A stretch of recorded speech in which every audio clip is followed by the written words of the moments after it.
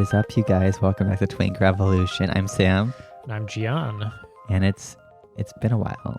Yeah, we were gonna do an episode last week, but we were in visiting a friend for Thanksgiving in Tahoe, and we just didn't feel like it. So yeah, it was really nice. So anyway, yeah, cheers, Vincent. we're establishing. Thanks for letting us hang. We're establishing dumb attitudes towards our listenership. Yeah, You don't get it. You don't know when it's gonna come out. yeah. This is for our pleasure, bitch. You're not involved. Yeah. Yeah. So anyway, Tahoe, a sort of Northern Californian ski resort on the border with Nevada. Gorgeous this time of year, just beautiful. I've never been so dry. Yeah, it's alpine air. An elevation. Yeah, it's at like 6,500 feet or something, which like makes my like former smoker lungs just burn constantly. I'd like get lightheaded standing up. And like consistent drinking for like a week. Yeah. It was a good life, I gotta say. We made some good food. Yeah. I cooked for like 2 days straight. There was not even, didn't even need to sleep during that time. It was just cook. We were in the hot tub, and it was like, I don't know, like 11 at night. And I was like, oh, there's a dog. Because our neighbor had a dog. And I was, oh, wait, no, it's a deer. And it's like 15 feet away. There was like a big ass coyote just like looking there. And I was like, oh, well, this is how we're going to die today. Yeah. I ran away, but. Well, so yeah, I mean, kind of just delightful all around. And a much needed respite from the sort of the continual pandemic sort of Bay Area response to pandemics. Which is just I'm bored of it. I don't care if it's necessary or not. Don't give a shit anymore. I'm bored. Yeah, I forgot we were in a pandemic because there was no need to go anywhere. Yeah. We just did karaoke, drinking, and hot tubbing every single day. Oh, and reading. I read a lot. Yeah. Yeah. What were you reading? I was reading this book, like Che Guevara, like Ho Chi Minh, the Ethiopian Revolution. It's fine. Like, I bought a bunch of other books. It's fine. Because, like, it's very, like, ultra in the sense that, like, it started annoying me. Like, it was just like siding with like these like rich Ethiopian Marxists who were all educated in like Europe and the US versus Disgusting. like Imagine being educated in Europe. the more like working class people siding with like the Derg, which was like the Ethiopian leftish military state. Which like there's issues with both of them. I was like the way it was painted, I was reading other stuff and it was like just cutting out parts. And I was like, well, that's annoying. Like he mentioned like for one paragraph, oh, they were also assassinating like all these like left-wing figures, but it's like, oh, it's only the government that's bad. It's like, okay, like that's cool. Like that's really objective. That's scientific. That's Marxist. Wait, so yeah, tell me more about Ethiopia. This is Haile Selassie or whatever. Yeah, the monarch. Not the runner. No, not the runner. Haile Gebre Selassie or whatever. Yeah. Who would confuse those two? Definitely not me. He also moments ago. Selassie also had like the gayest dogs ever. Like there was like tales of how his dogs would eat better than like 99% of Ethiopia because they're like little like dipshit like toy dogs. So he had like a Chihuahua and like some small like Asian dog. I don't know what it was like. Just effeminate dogs all around in Ethiopia. There's like a consistent war zone in the country. So it's like, there was violence and there wasn't like full freedom like in America. And it was like, well, don't fucking duh. Like everyone was trying to like split apart into like nationalist factions, and a bunch of like rich asshole children were like, well, it's not perfect. So we're going to fight it and kill all of the people who many of them were raised up from like feudalism. It's like, well, okay, well, who could possibly imagine the idea that sort of notions of freedom might be contingent upon, say, like the actual conditions in the society or the presence of war or stability or wealth. Yeah. That seems unthinkable to me that might be like they nationalized all of the land above 25 acres. They nationalized, I think, 115 industries, like a company is. and gave like greater rights to like women and shit. And it's like, sure, maybe it wasn't like the socialism they all desired, but like this was like a shitty like kingdom feudal state trying to fight colonialism and like bourgeois and nationalist interests. And it's like I'm really surprised like it was a complete fucking mess for so long. Like, well, I mean, but more importantly, what are their Thanksgiving turkeys like? Like, how do they prepare the gravy? That's the important question. They used their dogs. They make dog gravy. No, I'm just kidding. Well, and like gravy, which is in fact a perfect art form where there is objective truth and beauty. That's true. Twitter's been lighting up. Yeah. About art criticism brought to you by a friend of the pod, Eric Arbor. That's because everyone on Twitter is like a failed art major. Yeah. So yeah, friend of the pod, Eric Arbor, who was on our episode on an episode not so long ago, like a few episodes ago. Yeah. He tweeted, a 5-word tweet, which just said socialist art versus capitalist art, and then he had a 2-frame. One is a piece of sort of beautiful, like socialist realism landscape with, athletic runners or something in front of a lake. And the other one is a Jackson Pollock painting. So lines. Some splatter art, And people got very mad. It drew some attention. Yes. And I think he did double down a little bit on the exact supposition he was offering there, or that he was perhaps implying originally through what was, honestly, it's a bit of a Rorschach test, and that's not a Jackson Pollock pun. I mean, it's literally like people said these tweets where you're just sort of posting frames with actually there is no commentary embedded in this, but people read their own commentary and get mad about it, and then he certainly got into it. I think in a way he was doing his own performance art. He was doing the banana taped to the wall because like think about it this way, like. So I tweeted like in a joke, and everyone was like mad at that one as well. We're like, postmodernism tells you this is good art. And it's like the banana taped to a wall, and everyone was like, "Well, you're still talking about it." I'm like, maybe this is art, because like Camille Paglia, like a really big person, her whole thing is like life is like her whole persona is a sort of performance art. Mm-hmm. And Twitter is like giant performance art. He's doing performance art. We're all just actors on a stage. Like, I think if he would have gave in too easily, it wouldn't have had the same impact as like it did when he like. If he had clarified his meaning in any way that wasn't obstinate, yeah. No, I guess then the connection that got teased out was there was sort of people who were dunking on a lot of this stuff, and it went round many circles and turns. But I think people didn't quite realize the CIA involvement with abstract expressionism. Yeah, Pollock was funded by the CIA. Well, a lot of just abstract expressionism in general, which it's sort of an interesting historical reasons why they thought that this new sort of structureless art that's all about self-expression, and a sort of radical breaking of the rules, and which also turned into a viable commercial product was a good. It was a good thing to fund, basically, to put your hard-earned tax dollars into. Well, it was to combat socialist realism art from the Soviet Union, because it's all part of the Cold War apparatus. Like, right.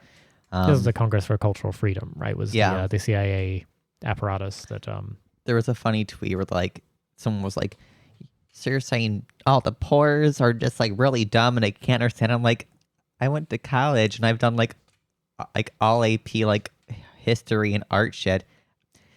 I don't know how to feel about the Pollock thing. Like, it just looks like lines and shit. Like, the fact you're like gonna be like, oh, there's a difference between like understanding like an image of like things you can actually recognize versus something that doesn't have like a certain comprehension about like a deep like academic art major.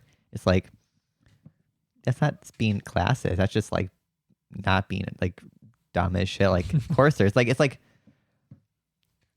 like watching a movie and it's like, oh, are you going to understand it if it's like more closely related to things you know and understand as the masses versus like something like, I don't know, being a princess movie and you're like, well, I have no connection to any of this shit. Well, so I think this is where we perhaps had some disagreement was I kind of don't buy into notions of like objectively good art. I don't think it's a useful thing, but it doesn't mean that we don't, as a byword for for saying this art is shit, in my humble opinion, et cetera, et cetera. No, I'm saying, well, we will often say that art is bad, and the thing is, I think people take a too literal reading of somebody simply saying that's bad art. And maybe having a more of a critique than that is really, like, yes, language works a certain way, but what you're saying there is like, yeah, this is not my definition. This is not my personal definition of good art, and a personal definition is all you can ever have of good art. Yeah, well, I didn't say objective. I just said no, I'm not saying you did. I'm saying many people were getting into it. Oh yeah. Over what is the value of Jackson Pollock, for example, and it's personally it leaves me fucking cold. I don't feel anything. There's nothing to like in that for me personally. It's funny that like somebody like Pollock becomes the sort of stand-in for all abstract art, and I don't know if he's a fucking talented painter. I don't know what his contributions to the fucking world are. Mm-hmm. Maybe there was all sorts of intent behind the abstraction that was really meaningful, or what and maybe a bunch of people feel good stuff about it. I don't know, but the fact is, it certainly became very useful. Yeah. To literally the CIA. Yeah. And if anybody thinks this sounds like conspiracy thinking, like this is well documented. We have the disclosures. You can just go Google it. You can go Google like CIA abstract art, and you will get all the receipts. I was reading there was an independent piece about like Jackson Pollock and the stuff being funded, and a big reason behind this wasn't so much to combat like the format, but it was more to show there's greater artistic innovation within the U.S. than there was in the Soviet Union, to show like its superior system. Hence why like funded like art that wasn't as like publicly funded in like the Soviet at that time. But like people have been posting like Soviet like modern art and like abstract art, all sorts of stuff. Yeah. Which is like a lot of it's very nice looking, like but there's like avant-garde Soviet stuff of that era, and this is the thing. It's not, I don't know. We're not an art criticism podcast, but people were very upset, and I was like, I thought it was like, oh, the only thing I think art's good for, and I shared like a GIF, and it was like papers burning in a fire. I don't care about art. Like art. Okay, I do. I like. I sort of, but I have a very like simplistic view of art enjoyment, which is, if I experience an artwork, and if it makes me feel things, then I'm like, yeah, that's cool. Or that's good. Phrase. I don't like paintings really much. I like architecture and like music as like artistic forms far more. Sure, and I think you can apply a kind of similar metric to like any of these things that become these incredibly commercial productions. Right. And this is not, no logo, stop consumers.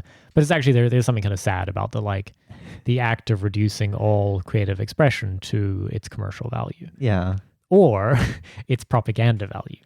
Right. Which, certainly the Soviet Union did plenty of that. And there's a reason why some of that stuff is considered a little tawdry now. I love it. All art is propaganda, as another anti-communist once said. Well, it's like the whole like dumb like right wing trope as well, where they use it against like the left, and it's like, this is what Soviet communist architecture looks like, and it's like some like boring concrete building, which looks like all the concrete buildings in like France where all the regular people live. Brutalist stuff. But it's like there's also a lot of beautiful things made. Like the real issue isn't so much what economic model creates it, but like who has authority to create things that we collectively find pretty.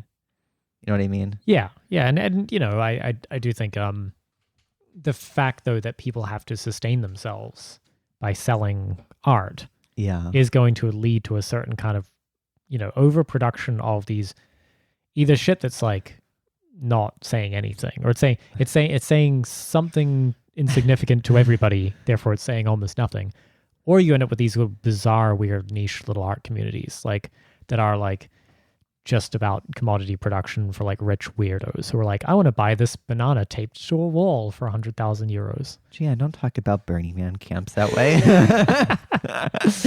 Okay. I mean, I think I could almost respect a backdrop to doing drugs in the desert. Yeah. As a reason to produce art, perhaps, rather than There's actually some very cool stuff. I don't mean to be Yeah. like a bitch. Like no, there's far better critiques of those world than like the art they create. yeah, They create the art you want to touch when you're like high as shit and like a circuit party. perfect. What else is going on? You were talking about some shit. Something. The Europes are fucking up. What are they doing? The EU's doing a cultural imperialism. God damn it. So the EU is launching its like first big LGBTIQ plus whatever initiative, but it's like clearly targeted towards Hungary and Poland, who have shifted towards like a kind of like right wing populist states, and as a result, they're more traditional culturally, so like they're much more like restrictive on the gay stuff, and people were not happy when I called it out and was like, the sovereign country should like be able to develop at their own pace. Mostly like libs, but people were like mad about that. What do you mean? I thought I sort of thought that if you just literally imposed enough sanctions on a country, they would just suddenly love the gays. Well, Is that not the case? There's economic repercussions for not following these things because the EU is like an austerity like shit machine, and like they love to like penalize these like neo colonies. Like Eastern Europe just like a giant EU like shit basket neo colony That's where they make all the IKEA furniture these days. Yeah, And like all the H&M clothes are all in like Bulgaria and stuff now. They're just like they're the version of like America's Mexico, like or like Southeast Asia, like right, a sort of giant reserve army of cheap labor, and yeah. And these countries are resentful, and I think there's many good arguments of, for one, like top down imposition of like gay right tolerance as being connected to imperial action, and it's like, why would that make people more accepting? Like in the Middle East, it's actually used to like attack gay rights because they view it as imperial, like cultural imperialism. Right. As in, so when Donald Trump is like, we are going to spread we're going to do the L's and the G's and the B's and that's it. And and we're going to spread those rights all around the world. Yeah. So we're rainbow freedom. Yeah, you can see why that would be seen as potentially a hostile attempt to kind of undermine whatever culture exists. And that means you can't, that's not to say you can't critique those cultures. Right. Like, I'm not saying like, oh, this is good. They're like cracking down. It's like, no, I just think it's going to have an extremely reactionary blowback. It's kind of pretty simple to weaponize a sort of a bunch of like quasi-elected Brussels EU members of parliament making bold pronouncements about what is essentially domestic social policy. Yeah. You can see why that could very quickly be weaponized into, look, Brussels is trying to take us over. Better dig in, folks. This is what makes us, not them. Yeah. It's also like, I think there's an issue when you hold a universalist cultural take in the world and try to impose it on the rest of the world, because so much of the world has varying cultures and material realities that impact like their cultural relations to sexuality and like identity. That makes sense. Like a lot of Eastern European countries like Russia and Serbia, people like actually have a much higher tolerance, but like a lot of them who even agree with that don't like public displays of like pride, for example. They don't like the public expressions around sexuality as like, it is my right to get fucked over a recycling bin. yeah, pride is not a zoo, et cetera, et cetera. I think to quote a famous thinker of our time. Or like in the Middle East, it's the same thing where they don't do like lots of public displays of sexual attraction for straights or gays. And it's like, why do you think imposing your kind of format of like what is considered tolerance or even cultural comprehension gonna work? It is very important that I can take my thirst trap selfies with my boyfriend twin in every corner of the world before getting a Starbucks. and pop into a McDonald's. It's just I want the entire world to be strip malls, Yeah. where I can do posed shots on Instagram, and hashtag it like hashtag love wins. I just want the whole world to be a giant OnlyFans studio. Yes, with plastic sheets to separate the performers. Hi guys, I'm the at troughs. Dachau. I'm gonna do my OnlyFans video. Yeah. Yeah. So I don't know. I mean, I guess if you regard kind of like a very, very specific form of gay rights as contingent on our historical development. Yeah. In and you certainly see some even the development in something like Britain and its development of a notion of gay rights versus the US, even though these are Anglophone countries with a special relationship. But don't worry, they're just roommates. They're just very good friends. It's not gay. Right. But they actually had very different developments in terms of how they came to have a kind of what has always been a relatively sort of bourgeois notion of gay rights. It's within a sort of a liberal human rights framework. Yeah. But that then to try and retrofit that logic backwards and say, well, we did this specific development and got to this point, and say Britain or New Zealand or France or whatever did this different path and got to a pretty similar point. We just turn around to any country in the world and say, gee, hurry up, get with the program. Otherwise, we are justified in defense of our beautiful LGB and the others. We can do everything is justified now. Yeah. You're a shithole country, to borrow a phrase. We're gonna sanction you, which people like. This is what it is. It's not just like punishment for not recognizing that different things or countries are different developments. And there was actually 2020 released a new thing kind of showing different correlations between tolerance. And like there was literally a correlation between like average wage and like wealth. Oh yeah. And tolerance across the world, as well as like education, like women's rights, and even just like every young population is more accepting, even in like the Middle East and Africa and like Eastern Europe. It's like this is all material. Like right. If we actually let them prosper and stuff, they would be better. Like no, just drone them, rainbow drones. And I think the thing is, if like the pushback you got from this that I saw was from somebody who's sort of a big fan of the like a liberal rights framework for, it's I'm not sure it's even about like social acceptance, although I'm sure that's part of the project. It's very specifically about like legal frameworks. Yeah. The point being, you can, I think you should stand in solidarity with those who are suffering under repressive laws or whatever. That's fine. There's no animus towards that. It's merely like, should you allow that suffering to then be weaponized into a tool for further suffering of the people of that country? Yeah, one of them was like, they kept saying like, I support the right for countries to like execute people and like conversion therapy them simply because I don't want to like sanction or like crack down on them economically, which would just like kill even more like working class people. It's like, right. Gay people still have to live in the path of the bombs, I think. You have the rich people in these countries who are gay are going to suffer. It's going to be right. the poor people. They can just leave. Yeah.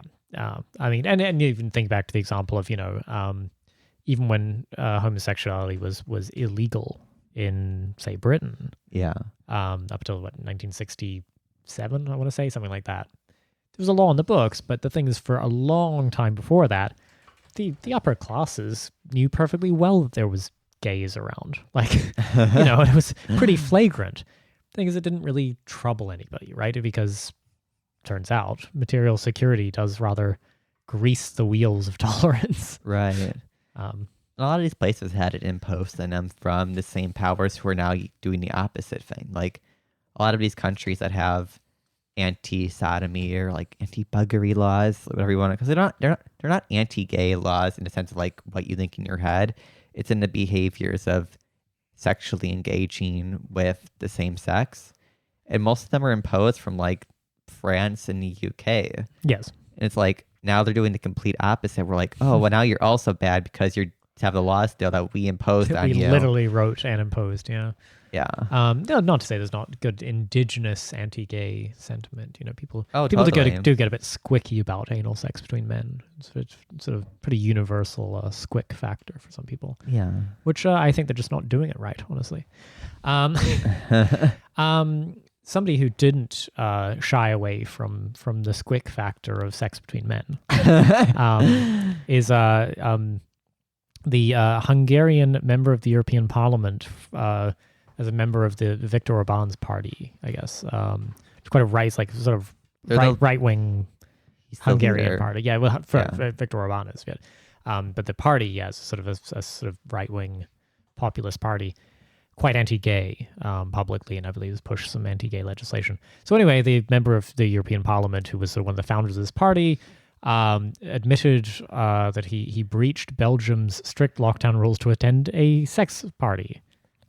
Police found 25 naked men at the gathering, including Schager, whatever how you say the name, and a member of diplomats. And yeah, we interrupted a gangbang, the police said. 25 naked men. I mean, the thing is, the outrage primarily here was about the COVID restrictions because Belgium is in a lockdown. Yeah. Nobody in Belgium really cares if you're having a 25-man gangbang. But the Americans, they were like, oh, yet again, a conservative person. And maybe in a way, like, he's just, like, so gay that he prefers it to be, like, kind of like vanguard, like, sexy, like, underground. Which, sexy underground, yeah. Which I don't blame. Like, he's kind of, like, serving daddy vibes. He has one of those beards that could either be intense Marxist professor or like sovereign citizen tax protester. It could go either way. Or like Ustasi Croatian, like Nazi. They were usually pretty well groomed, though. That's true. You got to say it for the kind of the far right. They're usually up on their grooming. Yeah, I bet like at least half of the like gays there were twinks.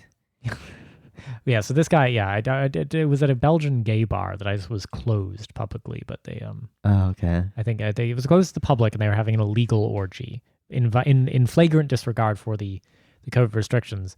And then our Hungarian diplomat or member of parliament snuck out a window and injured himself, I think, and had a backpack full of narcotics and no ID.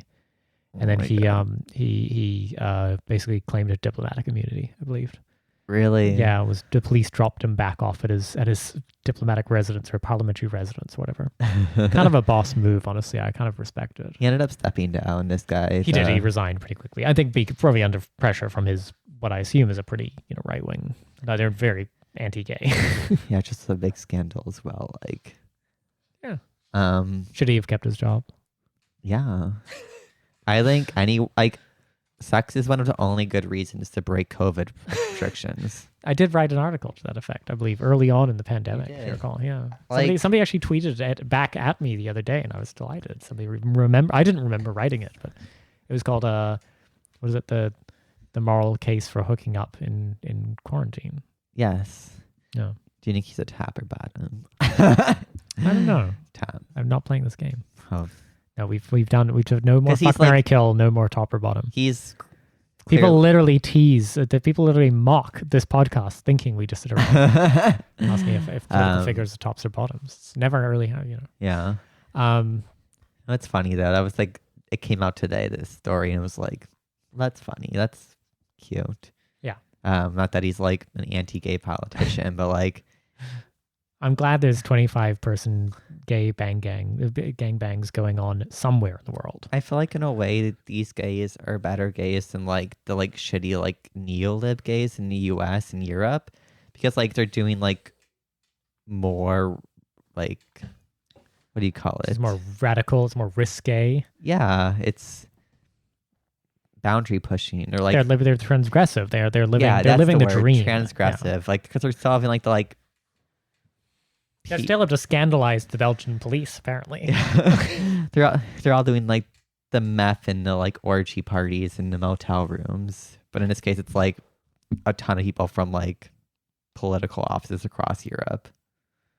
I mean, Don't do drugs. yeah, good on them. I suppose. I can't say I've ever, like shed a tear for anti-gay politicians being outed as gay. I get a warm chuckle out of it every time. Yeah. Still, it might just be a product of my upbringing because I'm from a time when that was sort of, the American religious right still felt pretty scary. Yeah. And therefore, every time one of them was outed in, say, a Minneapolis airport bathroom or in various sex scandals, you were just like, gee, that's funny. Yep. Well, this guy's a Chad still, and we stand. He does kind of look like the meme of the Chad gamer with the beard. Like, if you're gonna be like do the whole like Chad rhetoric, like that's it. Like that's doing it. It's not like the like neck beard, like Vouch He in does their have basement. a neck beard, though. Does he? It's a bit neck beardy. Yeah, look. It's a weird, like, it's almost like chin strap beard has grown out a lot. I think it's a your real weird beard. anti-Hungarian racism is just coming out. Yeah, it's not even a proper fascist aesthetic. Well, anyway, you can decide, dear listener. Yeah. How do we end up having a fucking Euro episode? What's going on here? It just Sam wrote the outline. Europe's popping this week. Well, there you go. Well, what else is happening, Sam? So France is rioting. Yet again, breaking news. Because Macron and his party were pushing a new security law, which would make it illegal to film police officers on a job.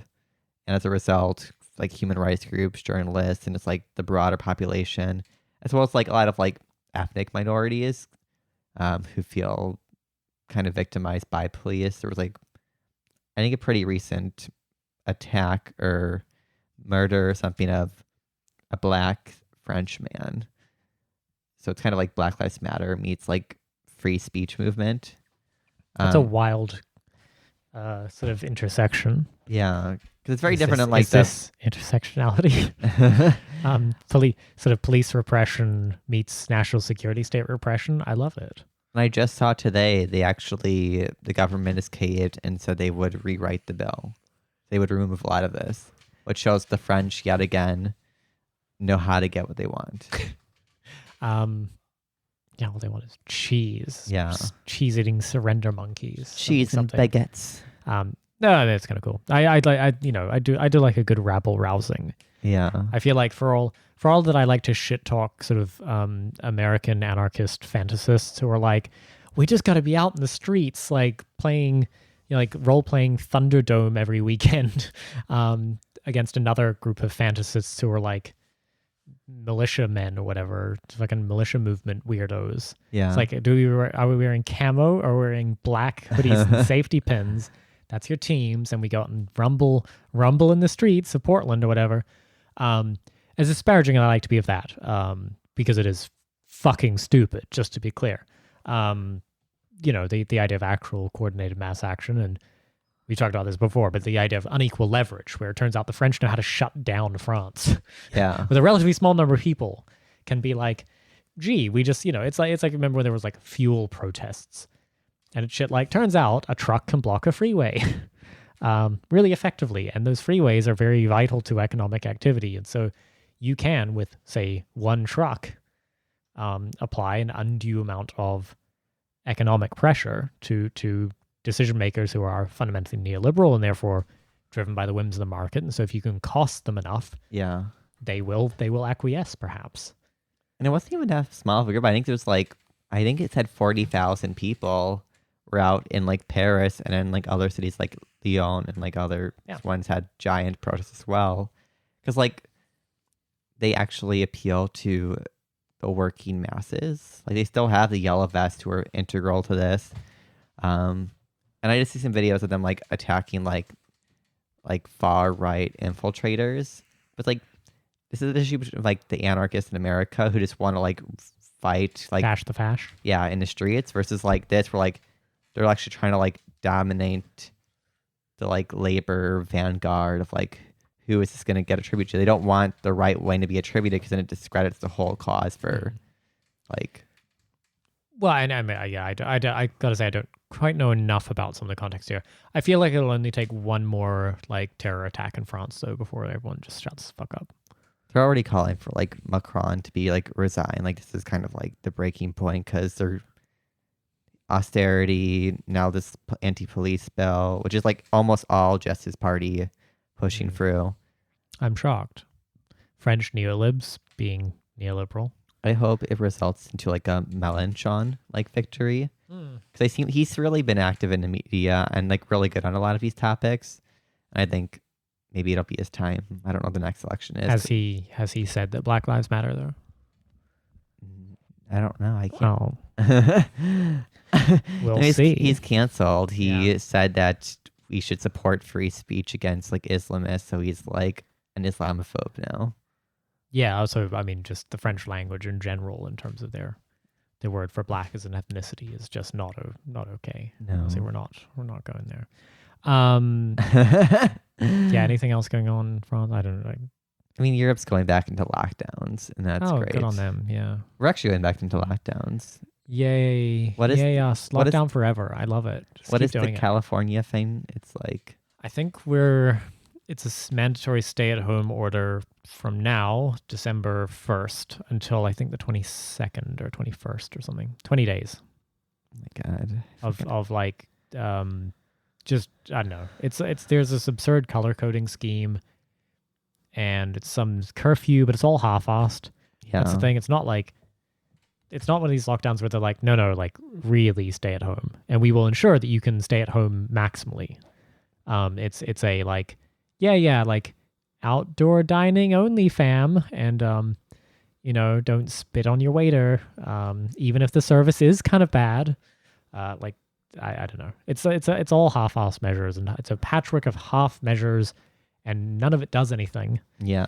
And I've just become incredibly cynical about like a response which is about balancing the pain of small businesses, which is like, yeah, sure, very real. I know, yeah, they're all shutting down and they're all going bankrupt, against a kind of like, not the desire for you to be a complete human being for an entire year, but rather for you to be a consumer of small business services, and goods.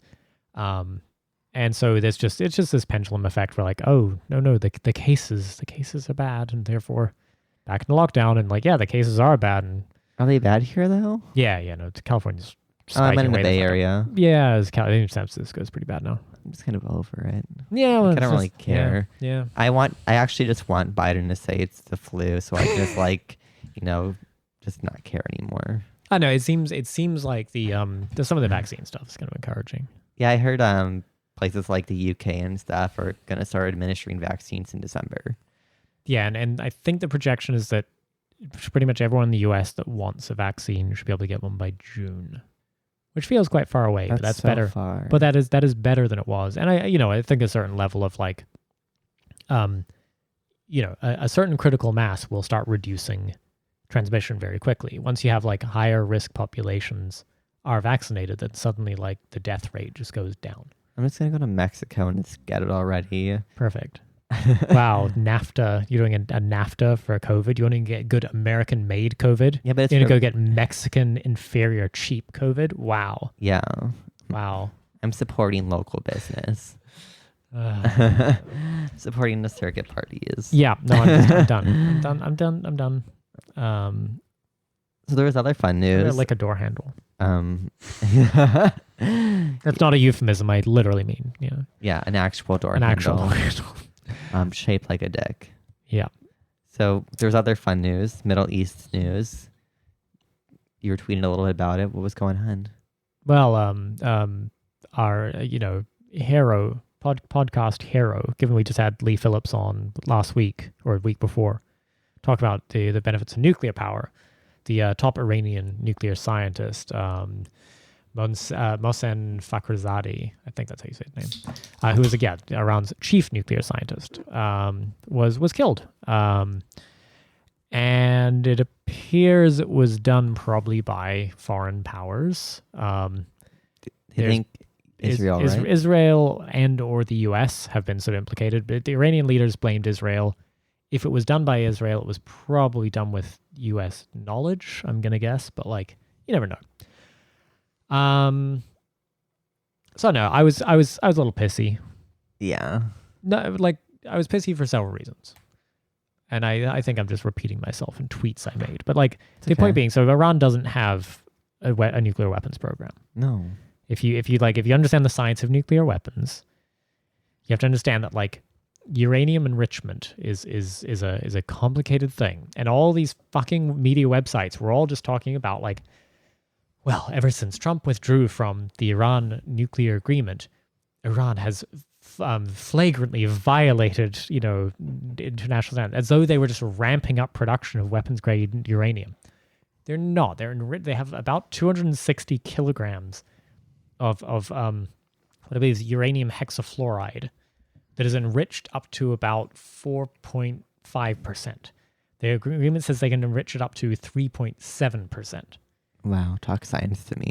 Yeah. Well, no. I got you. The point being, so 4.5% of this is uranium-235, which is the isotope you need for nuclear weapons. Okay. But also for civilian nuclear production, you need to get it between about 3 and 5%.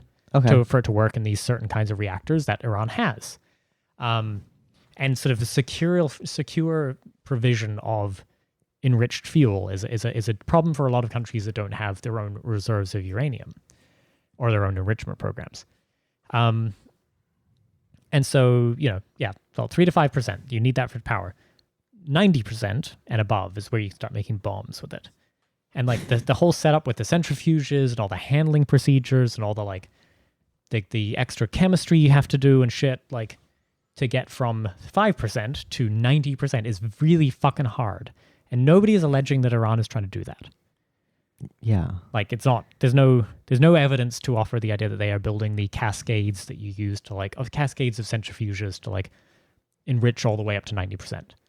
Nor that you could quickly do that. So, yeah. Sorry, that's all just a very long way of saying nobody serious is alleging that Iran has a nuclear weapons program or is even trying to build one. Because they've always said it's civilian. And as far as I think even like our international intelligence community and international observers can tell, yeah, it all looks pretty fucking civilian. Yeah. They're doing exactly what you do if you're trying to run a nuclear reactor efficiently. And so then even if that weren't true, and it turned out that our, Fakhrizadeh, whatever you say his name, was in fact, the future butcher of the Levant or whatever, and was really building nuclear bombs, this still wouldn't murder him. Like, you can't, the states executing other states' civilians. A little weird. They also have a right to have, right, they can have nukes. They can have them. They can have them. This is the issue. Give them lots of them. This is like the thing where like libs kind of lose it. It's like saying a country that's we're told is just bad. It's like Israel has fucking nukes. Like, guess who signed the nuclear proliferation like agreement? Iran did. Israel is not. Like, why? Israel actually has a nuclear weapons program. There's a complete double standard in these like situations, and it's like, oh, as long as you're a U.S. proxy state, that's fine. Like Pakistan, India, like Israel, like they can all have nuclear weapons, but once Iran just has like nuclear scientists working on fucking like nuclear energy, it's like, well, they have a nuclear weapon. That's not okay. Like, it's like, why is it not okay? Like, well, and just, as a reminder about why Iran is so bullish on nuclear power, is to go back to the thing we were talking about with Lee Phillips, is like the energy, power in some sense as a unit of like work done, is sort of a good proxy for the kind of economic prosperity you can build. So this is a country that is heavily sanctioned, doesn't have a huge amount of natural resources aside from some oil reserves that are not going to last forever. And so if you want to think about like agriculture or water security or heavy industry or even, an information economy or whatever, you need a fuck ton of cheap electricity. Right. Which they don't have a lot of. They don't have a lot of coal. Like, what are they like? Put it this way, look forward a few years, they're not going to have a huge supply. They will not be able to afford to consume their own oil, right? Because their oil, there's so much of their economy is dependent on oil, Yeah. the limited oil that they can export to certain trading partners. And the other side of the argument is like Iran gets a lot of like attacks for like not being super environmentalist because they're like rapidly industrializing and building like roads for like the forests and all these things. Like, which one do you want? Do you want them to have nuclear power so they can like industrialize with like a much smaller environmental impact, or like do you not want them to do like more like extractivism and stuff? Like, it just like there's no winning because it doesn't really matter if they're like being good or not. It just matters like they're bad to the U.S. Well, yeah, and Bad. you know, yet again, just a reminder that Israel has a nuclear weapons program that is not part of a anti-proliferation treaty, and we don't seem to just assassinate their citizens at random. Certainly, their scientists Said they're assassinating people across the Middle East. Yeah. So that's the thing, is it's a little bit like kind of the Soleimani execution, although you could maybe say that Soleimani at least represented a military target. This dude was part of the civilian scientific body. I mean, it's like and then the manner of actual assassination was pretty ghastly. Right. It was an automated machine gun turret or something, like remote triggered. He was with his wife as well, and apparently the car blew up once he got out of it. Because like he saw shooting in the car before, I think if I read it correctly, and then a bunch of people died. Yeah. And then he stepped out, and then he got shot a bunch of times in the chest, and then apparently the car exploded. So I think they didn't really say if his wife died, but I think she was in the car when it exploded. There was like a car explosion. Yeah, Which is like I don't remember. The details were a little hazy, but certainly, I think there were several people injured or killed, and it was not good.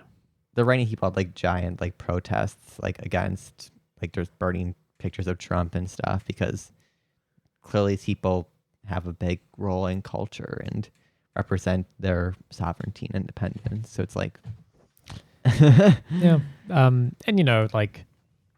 I understand there are unpalatable things about Iran's government, and that they don't play ball with international diplomacy very nicely all the time. Mm-hmm. But you could certainly say that transforming them further into a siege state is not going to help. I mean, the one thing I would give Obama some fucking credit for was the Iran nuclear deal, where not saying that Iran necessarily needed to be wrestled open.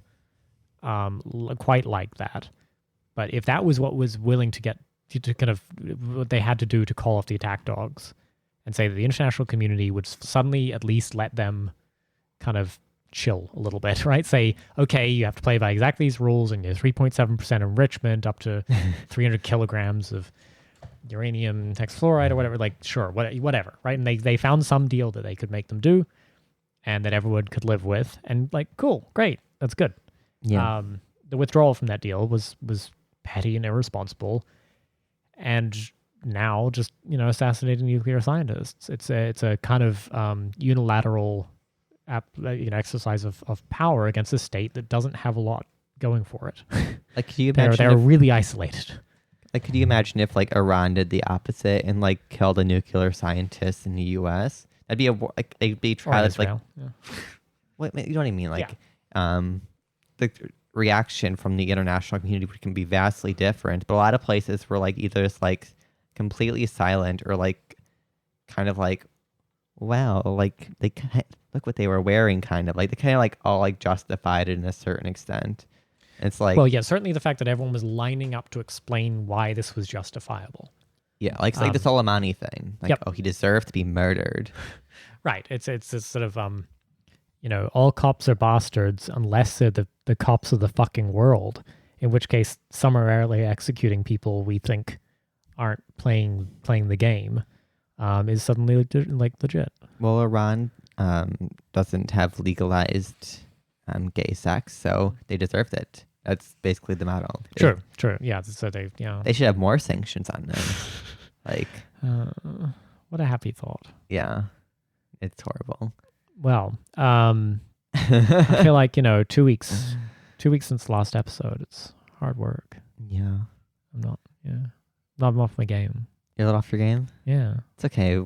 We have some fun guests / collabs in the works, and you have to keep paying attention to figure out who it is. I'm not going to tell you. Oh yeah. Just in case you've enjoyed my, mumbling through this episode, patreon.com/twinkrev to support our writers on twinkrev.com, where there's a bunch of new articles coming out. Yeah. Part of why I'm a little sleepy today is I was doing a lot of editing. Yeah. So we got several pieces coming out.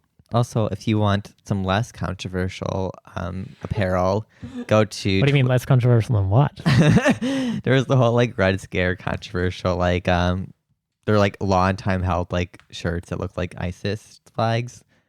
People were getting mad at like, well, it's ISIS and it says Red Scare in the kind of ISIS-y font. Yeah. Right? If you only want to upset like bourgeois, like Romanian people, get Twinkrev merch on our website, twinkrev.com.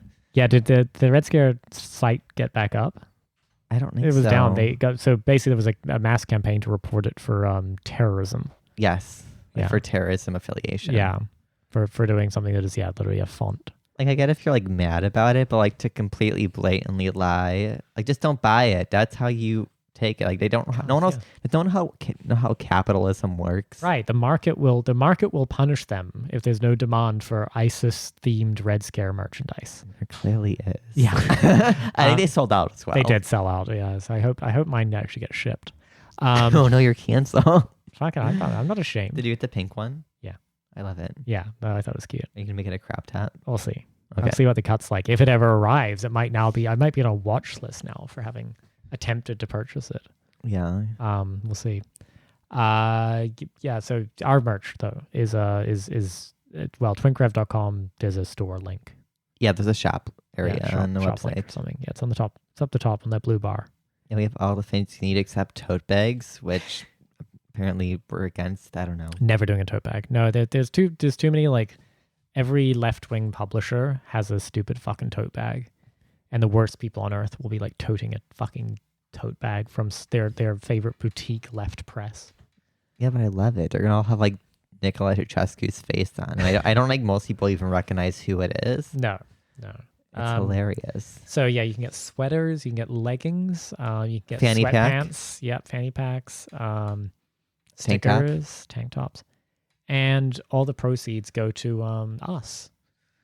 And by us, he means our writers. Our writers. We don't get shit from this. No, but it really does help. It helps us continue paying good writers. Yeah. Of which we have many. There's some new writers coming up as well. People first time writing for us that I'm pretty excited about. We're breaking their virginity. Yes. Being Twinkrev writers. Well, and with that happy thought, buy our shit, little piggies. Yeah. Oink oink. Yeah. Bye. Bye.